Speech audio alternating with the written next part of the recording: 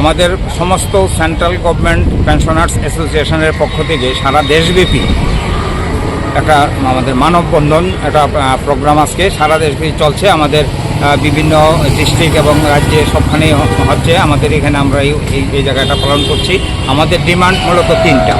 একটা হলো এবার 2025-এর যে ফাইন্যান্স বিলের সঙ্গে পেনশনের নিয়ে একটা বিল পাস করা হয়েছে, যেটা ভ্যালিডেশন অ্যাক্ট।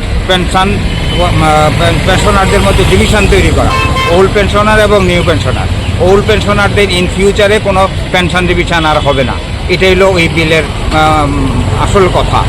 দ্বিতীয়ত হইল সেন্ট্রাল গভর্নমেন্টের যে 8ম পে কমিশন, যেটা জানুয়ারি মাসে ডিক্লেয়ার করা হয়েছে, কিন্তু এখনও তার কোনো কমিটি এখনও গঠন করা হয়নি। কোনো টার্মস অফ রেফারেন্সে এখন অবধি কিছু জানানো হয়নি।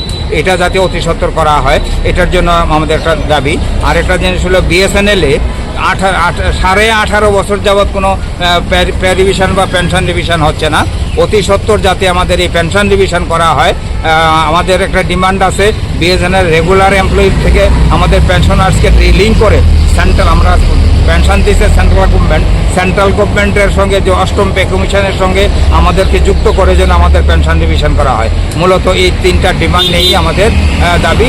ওই যেই একটা করছে এই একটাকে বাতিল করা, 8ম পে কমিশন অতি সত্বর ব্যবস্থা নেওয়া এবং আমাদের বিএসএনএলের যে পেনশন রিভিশনটা যাতে ডিলিং করে 8ম পে কমিশন যুক্ত করা হয়। এই তিনটাই আমাদের মূল ডিমান্ড।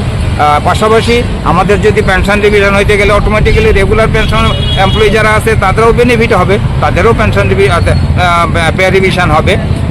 কাজেই আমরা এই ডিমান্ডগুলি নিয়ে একটা সিরিজ অফ প্রোগ্রাম গত এপ্রিল মাসে আমাদের একটা প্রোগ্রাম ছিল, এটাও আমরা হইল। এবং আগামী যে প্রোগ্রামগুলি আছে, আগামী প্রোগ্রামগুলিতে আমাদের লোকাল যে এমপিরা আছে, এমএলএ বা এমপিদের কাছে আমাদের একটা মেমোরান্ডাম সাবমিট করা, আমাদের এই ডিমান্ডগুলি যাতে অতি সত্বর ফুলফিল করা হয়।